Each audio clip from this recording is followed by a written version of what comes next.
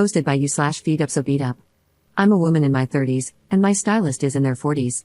I got my hair cut today at a stylist I've been seeing for about 9 months now. I think this was my 6th appointment with them. I usually go in for a trim or style maintenance. Today, however, I went from having long hair, down to my lower back, to an A-line bob. Since I started seeing this stylist, I've typically just gotten trims or maintenance cuts. This time, it was a dramatic length adjustment, so they took a picture of the cut hair on the floor to post on their social media, intending to add before and after photos too. That's all totally fine and normal. They grabbed a broom, swept up the hair, and placed the dustpan on the counter for a bit. Again, normal. Then, they grabbed the broom and dustpan and headed to the back of the shop. They were gone for a few minutes, no big deal. After that, they went outside for a smoke break. But here's where it gets weird. The bathroom is in the back of the shop too. I needed to use it, so I headed to the back. On the way in, I didn't notice anything unusual. I used the bathroom and started to head back out, but then I noticed my name on a small, clear tote sitting on a table. It had no lid, and it contained my hair. At first, I didn't think much of it. But when I looked closer, I realized it wasn't just today's discarded hair. It looked like it had hair from at least a few of my previous trim sessions, mixed with potpourri? And maybe a little sand or something? There were also printed pictures of the cut hair with dates on them. The printer was sitting right next to the tote, and today's discarded hair photo was still in the tray. I didn't see any other containers like this when I looked around. It was freaking weird. I took a picture with my phone. Honestly, I didn't know what to think or do, so I just went back out to the salon. When the stylist came back in, I mentioned that I'd gone to the restroom, and they seemed to freak out a little but didn't say anything about it. I didn't know how to handle the situation, so I just let them finish styling my hair, paid, and left. As a socially anxious introvert, this was my nightmare. I got home, and the more I looked at the picture I'd taken, the more unsettled I felt. An hour ago, I texted the stylist, sent the picture, and asked them to remove the weird box. I also asked for an explanation. Here's what I said. Hey, I saw this and didn't know what to make of it. Can you help me understand what this is and why you have it? I'm not comfortable with you keeping this and request that you please discard the contents. Also, even though I love my cut, I believe it's best if I find a different stylist. They haven't responded. Lol, WTF? Update 1 week later. It's been about a week, and with the holiday, I've been all over the place, but I ended up going to law enforcement to make a report last Monday. I'll likely end up going back if this person keeps contacting me like they have been. Here's a little timeline. Last Saturday, got a haircut and discovered the weird tub full of my hair, texted the stylist about the weird tub and said I'd be finding a new stylist. The hairstylist didn't respond. This is where I left off in the last post.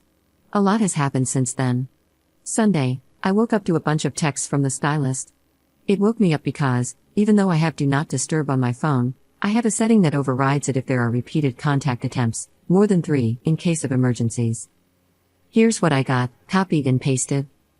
3:49 a.m. I don't recommend going to a different stylist because of this. It's not a big deal. Small towns and people talk, and you may not find anyone that will take you after this, so I'd reconsider. I don't like threats. 3:51 a.m. So I have your biological material in? It's my property now. I can do what I want with it. I kept it because I can, and it means a lot to me. 3:54 a.m. Why you send the pic? I know what it looks like, it's mine. 4 a.m. You need to respond to me because I think it's a misunderstanding about what this is. It's no big deal, and you saying you are switching stylists has me triggered. I do good work, you said so. 4:04 a.m. I also charge a $350 client separation fee, so yeah, you can't just say you're switching stylists with no consequences, and I know you said you already tried a few people before me. There are not many beauty people in the area.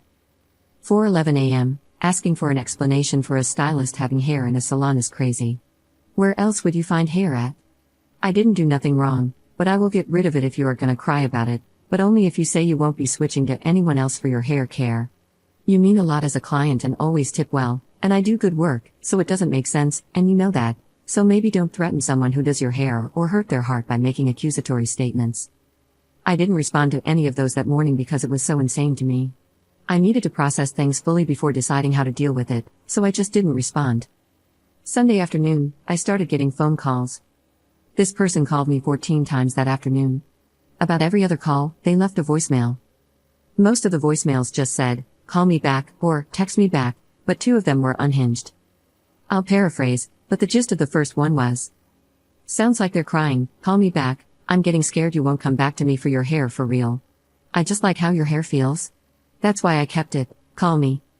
The second unhinged message was left late Sunday night at 11:38 p.m. It said, I got rid of it except for one lock. I found out I like watching your hair burn more than I like keeping it. I didn't respond to any of those messages, calls, or texts. The whole thing freaked me out. By that time, I decided I was taking Monday off work to go to the police. Even if they couldn't do anything, I wanted a filed report of the weirdness. I woke up Monday to an email from the stylist with an invoice of $375 for a client breach of contract fee as the chargeable line item, again, copy and pasting here. The email body was just, for being a BTCH. It was sent from their business email too, so they're really doing everything they can to ruin themselves. Even if I had a contract with this person, which I don't, the original amount was $350. They can't even get their extortion fees right. I emailed them back, stating that we had no contract and to cease all further communication with me from this point forward. I got ready and started heading to the police station around 9:45 Monday morning. I live in a rural area, so there are portions of my drive to and from our main town that don't have cell reception. When I finally got to town, I had 4 voicemails. I knew immediately who they were from. I talked to one of the officers on staff. They took my statement, a copy of the email, and asked me to forward all the texts and screenshots of the number of calls. They said, at the least, the calls and texts could be considered menacing and harassment. But the voicemail where they mentioned how they liked burning my hair was potentially concerning. The officer advised me to contact a legal representative in case this person tries to take the bogus invoice to civil court. They also said I'm welcome to change my number, but having piling evidence if they continue to contact me after I explicitly told them not to in the email would only help me. I reached out to a lawyer Tuesday and left a detailed message regarding the situation. They're apparently out of the office until next Wednesday for the holiday, so we'll see if they have any advice. Since then, I've received many texts and calls from the stylist. They even sent a happy Thanksgiving text on Thursday morning. Regardless, they are giving me a lot of evidentiary material to work with, but I'm so unsettled. I can't wait to hear from the lawyer this week. Second update 1 week later. Firstly, I am okay and safe for now. The person has continued to contact me regularly via phone and email. I do have personal protection that I'm comfortable with and can wield accurately. However, I'm nearly certain this person does not know where I live, so I don't anticipate any type of confrontation here. Our house and property have complete camera coverage as well. If anyone or anything shows up, we're well aware. I will be posting a more in-depth update, including more texts and emails up to this point and details regarding a specific incident that happened on Friday, on Tuesday. I have an appointment to speak with another officer then to discuss the potential for criminal action and legal consequences for the stylist as a result. Thank you all for your concern and the validation that this is absolutely insane. I'll leave you with a text from this past week, one I think you'll all enjoy. Maybe use as a model of how not to make friends. Once again copied/pasted. 5:12 a.m. December 4th, 2024. Don't never say never. You're never coming back, don't make me laugh. I don't want you back. You can beg me though, might help. Third update 4 days later. Sorry for the delay. I think I mentioned before that I'm a processor, so it takes me a while to work through my thoughts and feelings on things. This situation and update may not be as satisfying as many had hoped, but here it goes. I met with law enforcement again this past Tuesday. My husband and I drove over early that morning because I was also meeting with the lawyer I'm working with. Aside from the near constant texts, calls, and emails, I wanted to pursue legal action for a specific issue. Allegedly, the stylist had tried to have my credit card canceled. Apparently, they used the last 4 digits of my card, called the customer service line for the card, and attempted to cancel it. I got a call from the fraud department shortly after this person made the attempt. They were trying to verify if I actually wanted to close my account and dissolve my credit line with them. To be clear, the stylist was not successful in their alleged attempt. They couldn't provide the basic information needed for such actions, like my actual last name, it's unusual, and they gave a name that was almost similar, date of birth, address, etc. Apparently, they thought they could accomplish this with just my name, phone number, and the last 4 digits of the card number. I didn't cancel the card but did request a new one for obvious reasons. I had no clue why they would want to cancel my card. To inconvenience me?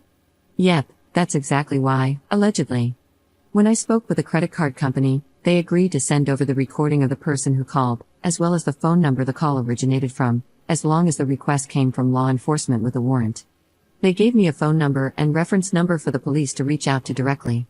The officer began working on that immediately, so that is in progress. I went to my phone company over the weekend. I had my phone number transferred to an old phone so I could still receive calls and text there, but got a new phone number for my actual phone. The old phone and phone number have been turned over to the officer assigned to my case. They did go and speak with this person yesterday. Apparently, they are horrified that I went to the police and had no idea any of their actions could be chargeable offenses. According to the officer, there have been no further communications via text or call since their visit, and I haven't received any other emails. A temporary protection and no contact order has been issued against them until the first court date. I have also reached out to the State Board of Licensing with all this information and my complaints. All I can say is that they are investigating. Outside of that, I'm limited on what other information I can share since a legal process against this person has officially begun. We're just waiting to see how this all plays out now. It's been a long few weeks. I'm hoping for the best here. I'm already so relieved to no longer be getting calls, texts, or emails constantly. Thank you for all the concern, advice, and good wishes. This was meant to be an outlet for me to vent and process, and I'm so grateful that you have allowed me to do that with a huge amount of support you've given.